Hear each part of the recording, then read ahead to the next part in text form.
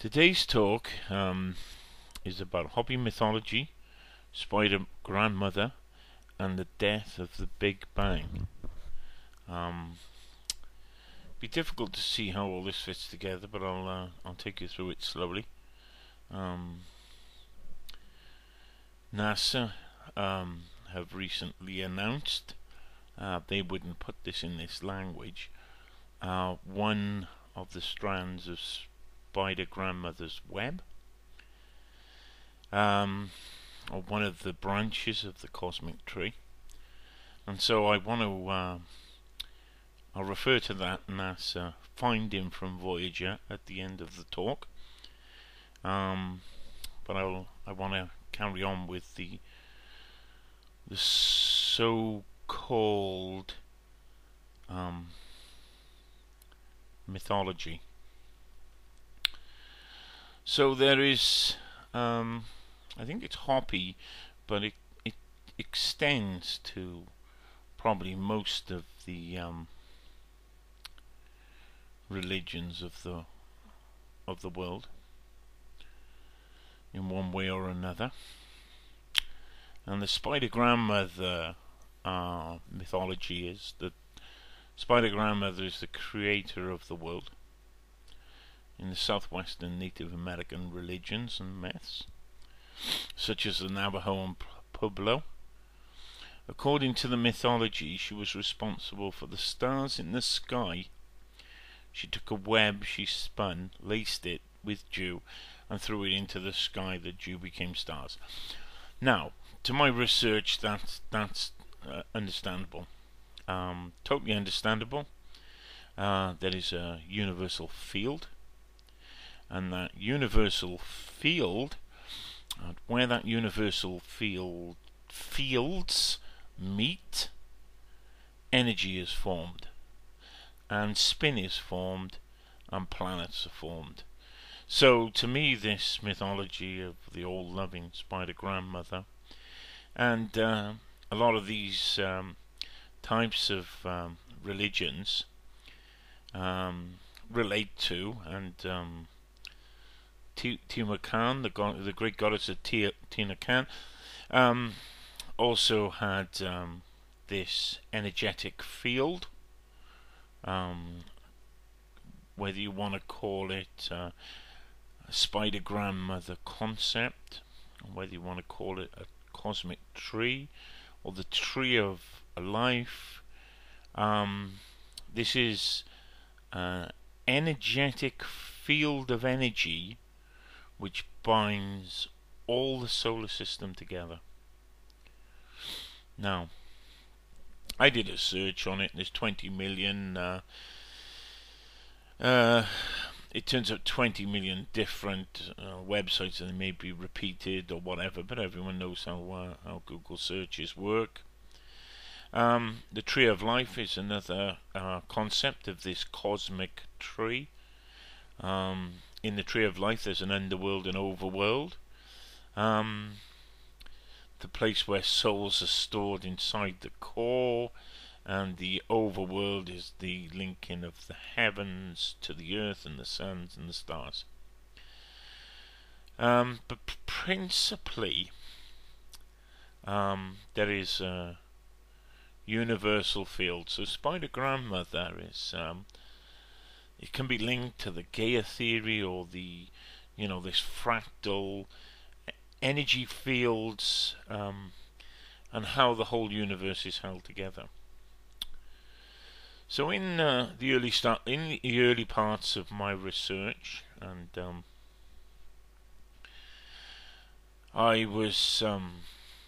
it was a limited company set up for our research purposes, which really didn't get off the ground.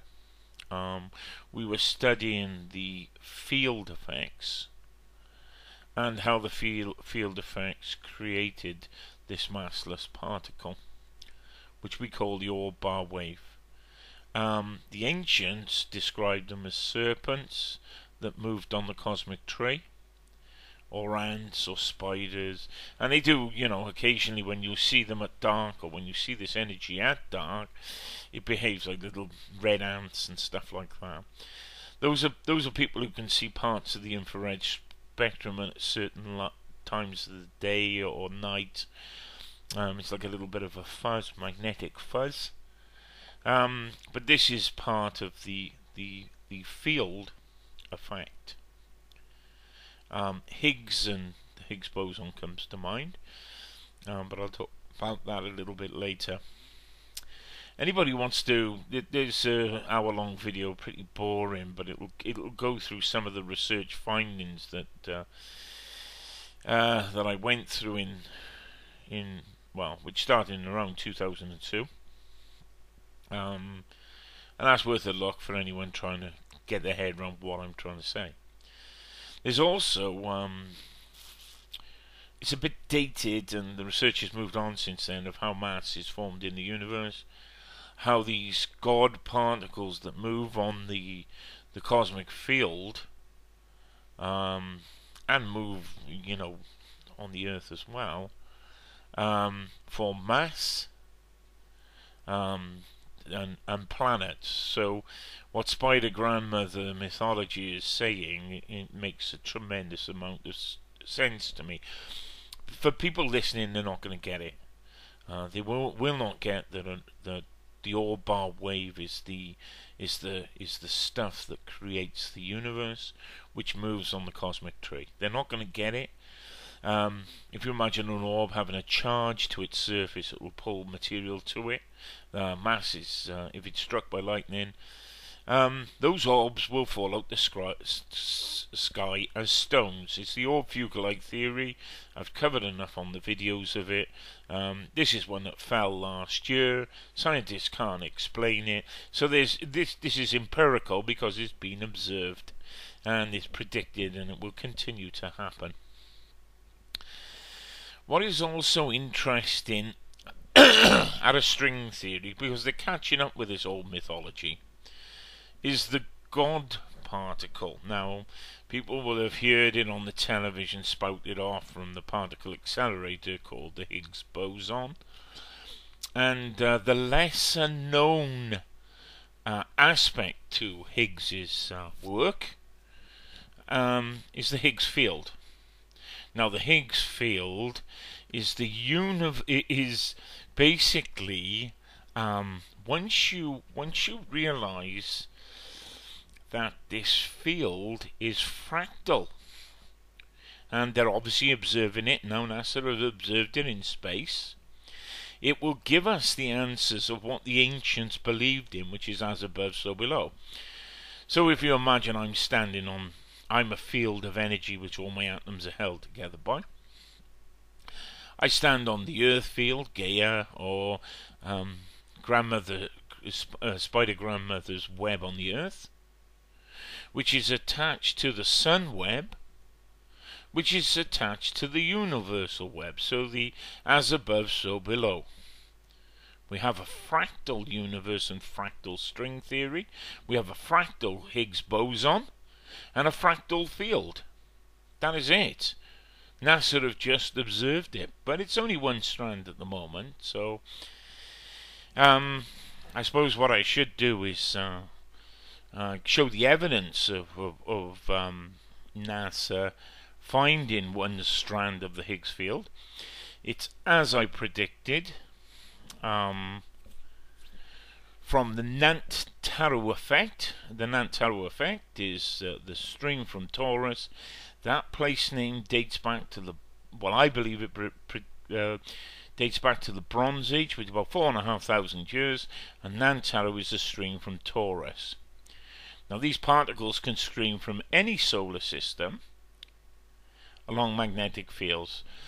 Excuse me a moment. So this is from the article from NASA. Scientists referred to this new region as a magnetic highway for charged particles, orbs, bars and waves, and serpents, as the ancients believed. Because our sun's magnetic fields are connected to interstellar magnetic lines. Right. Space was empty a few years ago, and now it's full of magnetic fields. This will, and I don't want to bombard people with science. Gravitational lensing will be proved to be incorrect, and it will be more like a magnetic reflection or light traveling through orbs and light bouncing off these magnetic fields. But for now they have the gravitational lens in and the wrong model of gravity. This connection, so I'll carry on with what NASA are saying. This connection allows lower energy charged particles, these are low level, somewhat massless but with a small charge, that originate from inside our heliosphere, the bubble of charged particle, which blow itself out and zoom out, and allows higher energy particles from outside to stream in. So what the ancients believed in is a creator out-breath and in-breath. So our sun field pushes energy out along a field and sucks energy in. And there are some researchers who believe that the universe has a pulse. These are places of breaths of in and outputs of energy. So so basically what we've got now is particles that stream out of the magnetic bubble, and when the sun becomes weak, more comes in. So our sun now is weak, even though it's in its maximum. It's had very few sunspots. It is these particles that are streaming towards our sun which are causing the solar flares, which cannot be predicted at the moment. They're not coming from sunspots. They're coming from outside our solar system. I'll do another video on how orbs and bars enter into the sun and cause a disturbance to the sun. These are the particles that move along the heliosphere.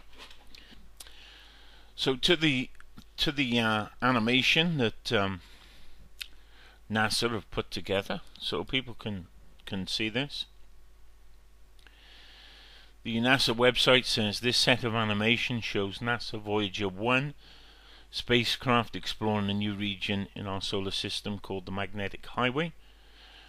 Perhaps we should call it the Cosmic Tree or Spider Grandmother's Web. In this region of the Sun's magnetic field, lines are connected to interstellar magnetic field lines. So space is not empty.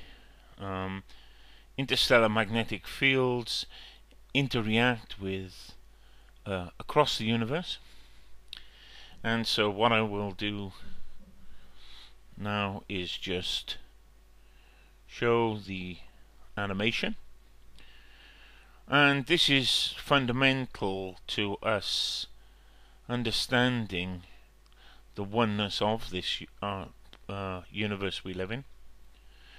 There is an earth field, there is my field, the earth field, the earth field, the sun field, the sun field, the solar system field, the spiral galaxy field, and the universal field, or the universal world tree, or the cosmic tree. And so these particles that are streaming are going to be entering our sun. They're going to be causing disruption, and Hans Glacier, and I've shown these woodcuts many times, are going to be interacting with our sun field because of the weakness of the sun itself. There is an ancient deity or god that was in the Orion constellation. So now we have a a star in Orion, which creates the rebirth of our sun. So simply put, the magnetic field from that sun pushes energy along the field, along these magnetic highways, or the cosmic branches, or the cosmic tree, or whatever you want to call them. They come through and regenerate the magnetic field of both the sun and the earth. And I will be covering a little bit more Hopi mythology in my next talk. So thank you very much everyone for listening.